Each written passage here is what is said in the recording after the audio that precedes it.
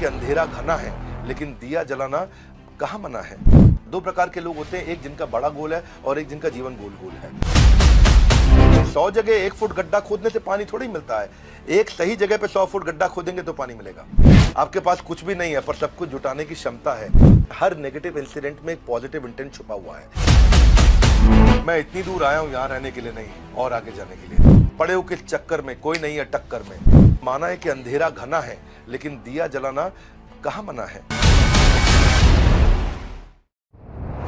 हमारे साथ हैं आज one of the world's greatest influencer, motivational speaker, business coach, founder and CEO of Bada business, doctor Vivek Bindra. Doctor Vivek Bindra, आपका बहुत बहुत स्वागत है हमारे चैनल पे। मैं हूं आपके साथ रिमझिम जेठानी।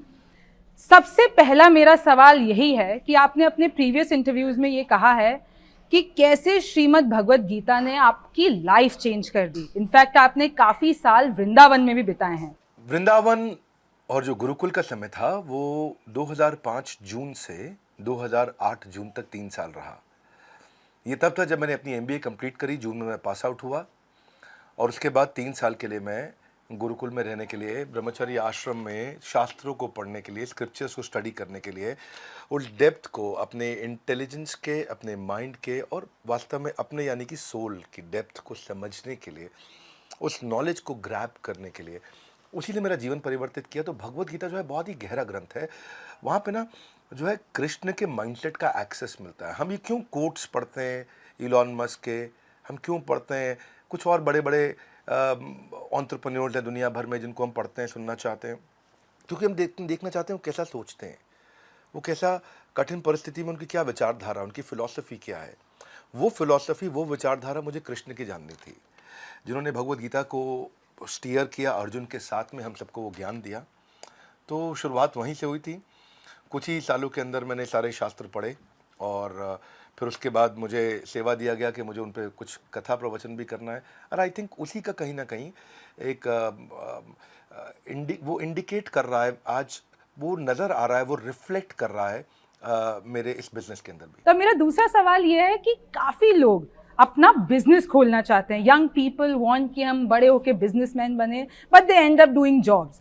तो what do you think is the main reason behind this? देखिए, बिजनेस मॉडल और रेवेन्यू मॉडल को पहचानना बहुत जरूरी है। और उससे पहले जो मन से हार जाते हैं उनके लिए मैं 3 बातें कहूंगा। The inability to control their mind and emotion, second inability to take tough decisions in tough situations, third मुझे लगता है वो फेलियर को सक्सेस में कन्वर्ट करने की वो क्षमता, वो करेज नहीं रखते। एक एंटरप्रेन्योर होने के नाते मैंने अपने बिजनेस में करोड़ों रुपए का नुकसान भी देखा और करोड़ों रुपए का नफा भी देखा है। वो दोनों को देखते वक्त जब आप सेम मानसिक परिस्थिति के साथ में इस बिजनेस को ड्राइव करने की जो क्षमता है वो एक अच्छे एंटरप्रेन्योर के पास होती है।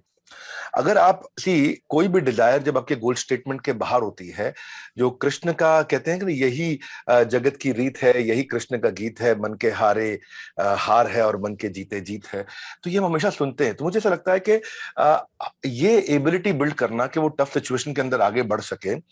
सी you never fail in life. It's if you ever failed in life simply means, या मैं इसको ऐसे कहूंगा, if you never failed in life it simply means that you are playing way too safe. So the biggest risk in your life that you can take is by not taking any risk at all.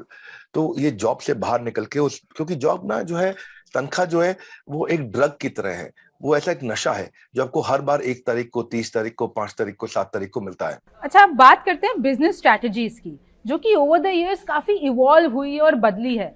So what do you think is the major difference between पहले का दौर और आज का समय for startups and businesses? How it has changed? पिछले 10 साल में सब कुछ बदल गया है, दोबारा से कंप्लीटली चेंज हो गया। अब डिजिटल एंटरप्रेन्योरशिप है, फिजिकल एंटरप्रेन्योरशिप नहीं है।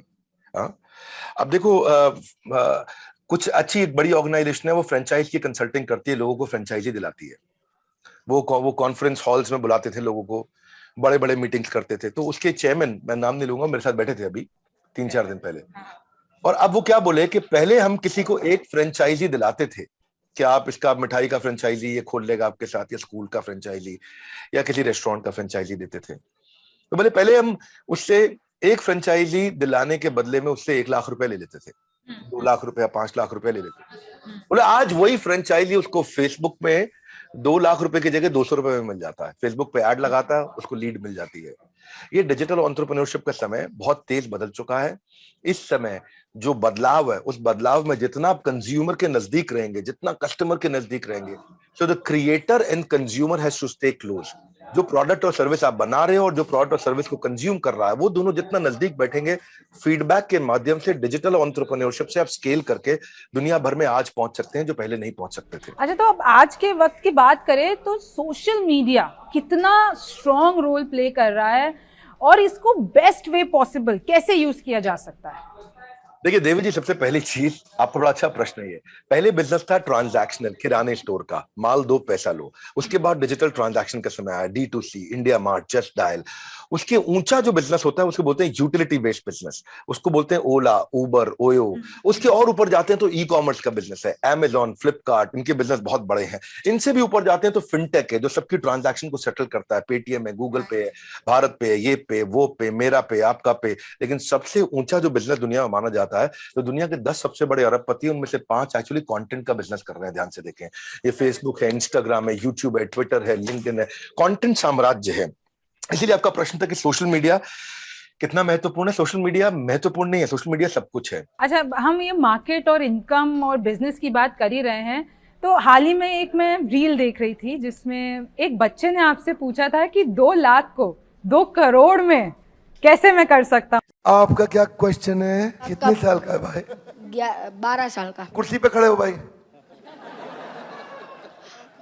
4 पॉलिसी बेच ली और 2 लाख प्रीमियम कर लिया। हाँ, और उसमें से 1 लाख रुपए जितना, 50,000 रुपए जितना मैंने अर्न किया है। तो मैं, ये क्वेश्चन है कि अभी वो 2 लाख को मैं 2 करोड़ कैसे करूं? अच्छा, जोरदार।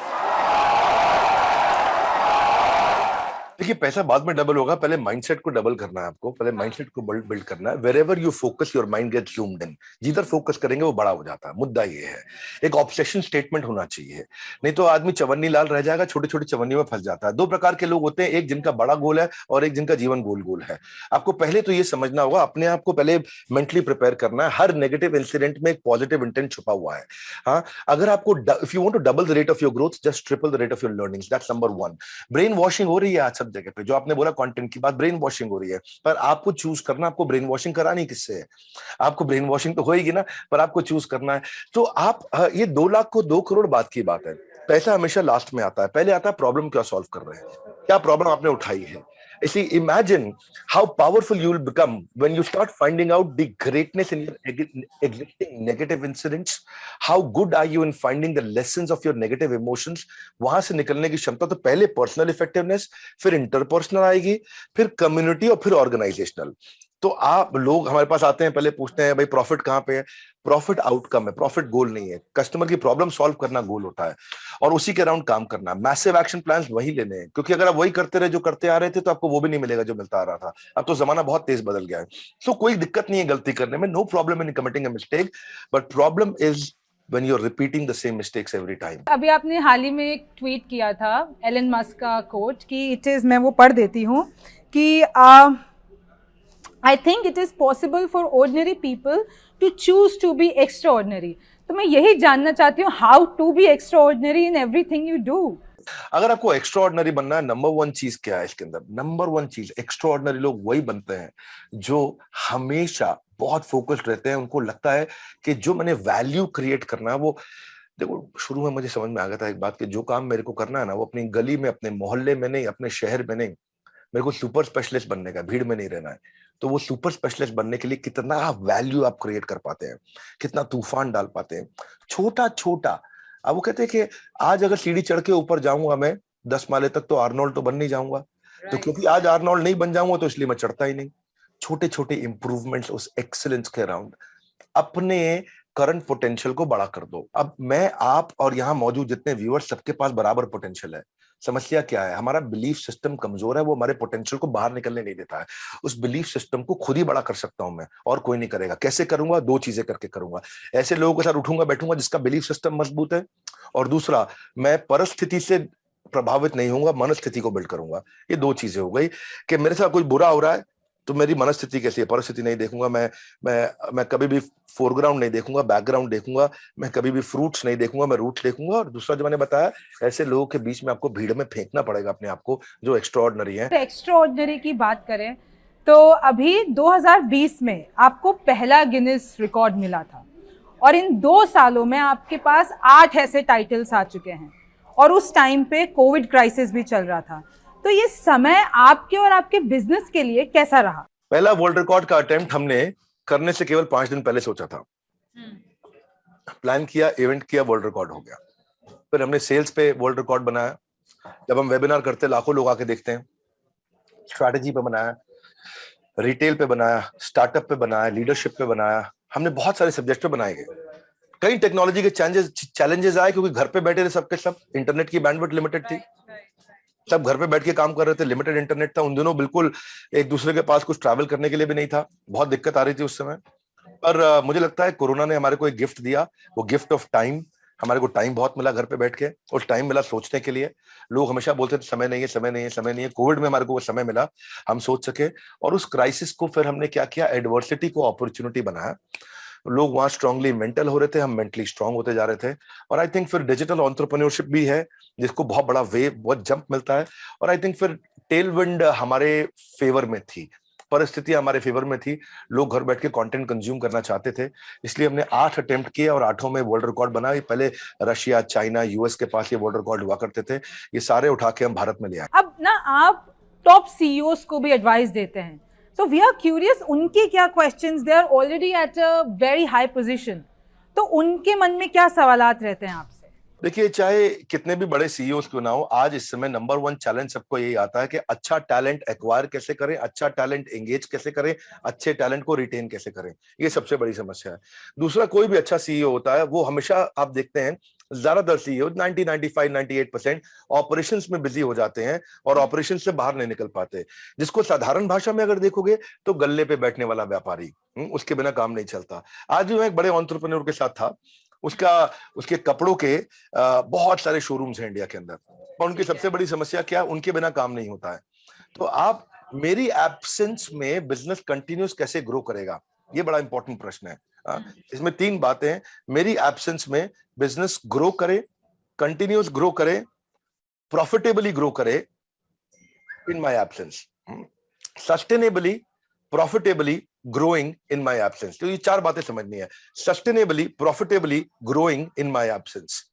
सस्टेनेबली मतलब लंबे समय तक, प्रॉफिटेबली मतलब पैसा बचना चाहिए, ग्रोइंग मतलब बढ़ना चाहिए, इन माय एब्सेंस मतलब मेरे बिना हो जाना चाहिए। इसी से ये सवाल आता है कि आपका वेंचर है बड़ा बिजनेस, सो इसके पीछे का concept and what you guys do. बड़ा बिजनेस का बड़ा सिंपल सा कॉन्सेप्ट है जी।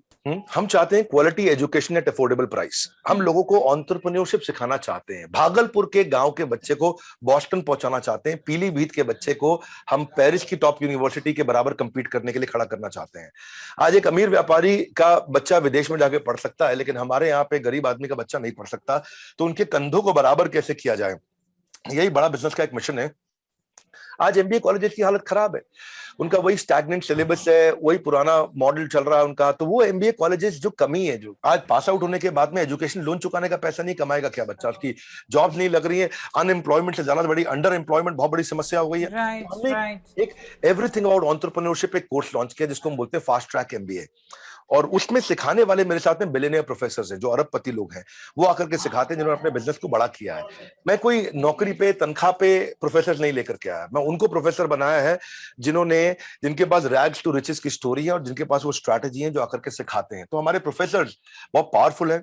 हमने हर इंडस्ट्री के नंबर 1 को लिया है। हमने एफएमसीजी से लिया, हमने फार्मा से लिया, हमने ऑटोमोबाइल से लिया, हमने रिटेल से लिया, सर्विसेज से लिया, मैन्युफैक्चरिंग से लिया, इंश्योरेंस से लिया, बीएफएसआई, हर जगह से हमने टॉप लोगों को उठाया और उनके चेयरमैन को अपने साथ कोलैबोरेट करके प्रोफेसर बनाया ताकि वो सिखा सके और अफोर्डेबल तरीके से एक आदमी सीख सके। जब लोग दूसरे को मोटिवेट करते हैं, अगर मैं दूसरे को मोटिवेट करती हूँ, कभी कभार मैं खुद को नहीं संभाल पाती हूँ। So how does it happen in your case? Bhagavad Gita में कृष्ण ने कहा है दुखालय मशाश्वतम, दुख आलय, इसका मतलब क्या है, ये दुखों का घर है। हिमालय मतलब बर्फ का घर है, मदिरालय मतलब मदिरा का घर है। इसी तरह भोजनालय भोजन का घर, ये दुखालय है। यहाँ पे दुख रहेंगे ही रहेंगे। आज दुनिया के सबसे अमीर आदमी की धर्मपत्नी भी उसको छोड़ के चली गई है। मुझे नाम बताने की आवश्यकता नहीं है, आप अमेजॉन कंपनी को जानते हैं। तो दुख, यानी कि दुनिया के सबसे अमीर आदमी के घर में भी दुख है, और उनका दुनिया का सबसे महंगा डिवोर्स भी हुआ। तो जहां दुख हमेशा रहेंगे, पर इस दुखों को दूर करने के लिए आपको जैसे एक फ्रिज को चलाने के लिए फ्रिज का मैनुअल चाहिए, मोबाइल को चलाने के लिए मोबाइल का मैनुअल आपको पढ़ लेना चाहिए, ऐसे ही इस संसार में अपने आप को, अपने जीवन को चलाने के लिए जीवन का मैनुअल पढ़ना चाहिए। और जीवन का मैनुअल है भगवत गीता, जो कि कृष्ण ने दिया है, बताया कि जीवन को कैसे जीना है। तो वहां से मेरे को मोटिवेशन आता है, वही मेरा सक्सेस मंत्र है, वहीं से मैंने बाउंस बैक करना सीखा है। आप बहुतों की इंस्पिरेशन बन चुके हैं, अभी आपका इंस्पिरेशन कौन है? देखिए, पहला मेरा इंस्पिरेशन मैं बता चुका हूं, जिसको मैं दोहराने की आवश्यकता नहीं है, वो भगवत गीता है। दूसरी मेरी इंस्पिरेशन जो है वो हमारी अपनी टीम के लीडर्स हैं, हाँ, जो जिनके कारण हम इसको ड्राइव कर पा रहे हैं, इस बड़ा बिजनेस को। आज बड़ा बिजनेस में टॉप क्लास लीडर्स काम करते हैं। आज हमारे 120 ऑफिसेज हैं। तो मेरी अपनी टीम जो दिन रात काम कर रही है, जो हर टाइम जोन में काम कर रही है, रात को 2 बजे भी दिखते हैं काम करते हुए, दोपहर में 2 बजे भी दिखते हैं, सुबह 5 बजे भी काम कर रहे होते हैं, रात को शाम को 5 बजे भी काम कर रहे होते हैं। तो ऐसी टीम मुझे नहीं पता भगवान ने कहां से भेज दी हमारे पास। इतनी पावरफुल टीम है हमारे पास में, इतने सॉलिड लीडर्स हैं और इतने इंटेलिजेंट जीनियस लीडर्स हैं हमारे। तो मैंने अपनी लीडरशिप में इन्वेस्ट किया है और उनके साथ ही रहता हूं, उनके साथ ही समय बिताता हूं, वो मेरी इंस्पिरेशन है। और मेरी तीसरी इंस्पिरेशन है मेरे कंज्यूमर, जो मुझे सिग्नल देते रहते हैं कि हमारे लिए कुछ ऐसा कर दीजिए, हमारे लिए वैसा कर दीजिए। तो हम कंज्यूमर के नजदीक रहते हैं, वो हमारी इंस्पिरेशन है, वही हमें सिखाता है। एक बस मेरा आखिरी सवाल, ये मेरा खुद का ही, अभी हमने इतनी देर बातें की है तो एक निकल के आया है कि काफी लोगों के दिल और दिमाग में होता है एक्सप्लोर करना चीजों को। उनके दिमाग में एक चीज वो नहीं सोच पाते, if I want to explore many things and then come to एक गोल नहीं हो पाता है, बहुत सारी चीजें करनी होती है। तो how to really deal with it, क्योंकि वो एक्सप्लोर करते करते, हर चीज में समय देते देते, you reach nowhere and you become may be best in not everything. So इस चीज के साथ कैसे मैनेज किया जाए? This is my last question. धन्यवाद। जब भी ये समस्या आए, 3 प्रश्नों का उत्तर ढूंढो। क्या मुझको भाता है, क्या मुझको आता है, और क्या बाजार चाहता है। जब इन तीनों को कॉम्बिनेशन बन जाता है तो इतना पैसा आता है कि संभाला नहीं जाता है। मार्क ज़ुकरबर्ग, उन्होंने सॉफ्टवेयर बनाना उनको आता था, वही उनको प्रोग्रामिंग करना उनको भाता था, और फेसमैश से फेसबुक बनना बाजार चाहता था, और वो ये उन्होंने ऐसा किया। बिल गेट्स, वो बचपन से ही प्रोग्रामिंग करते थे, तो आता है, भाता है, बाजार चाहता है। यहीं से Sanjeev Kapoor Indian celebrity chef बने, यहीं से कपिल शर्मा हमारे देश के सबसे पावरफुल पॉपुलर कॉमेडियन बने, यहीं से करसन भाई पटेल जो केमिकल्स का डिटर्जेंट बनाया करते थे, बेच बेच के निरमा के मालिक बने, यहीं से दिलीप छाबड़िया ने बढ़िया बढ़िया गाड़ियां बनाई, यहीं से सब मैं और आप भी आगे निकलेंगे। 3 प्रश्नों का उत्तर, जो मुझको भाता है, जो मुझको आता है, जो बाजार चाहता है। जब इन 3 का कॉम्बिनेशन बन जाता है तो इतना पैसा आता है कि संभाला नहीं जाता। With that, thank you so much. और मैं हरे कृष्णा के साथ ये कॉन्वर्जेशन एंड करना चाहूँगी, because in fact I have also red the scriptures and I know कि उसके लिए मैंने खुद ने पढ़ने की कोशिश की थी, मेरे पास कोई गुरु नहीं था अभी तक, but I just hope in fact मैं भी उस तरीके से आगे बढ़ पाऊँ। So thank you so much doctor Bindra हमारे साथ जुड़ने के लिए। Thank you. Thanks Devi ji, thank you very much.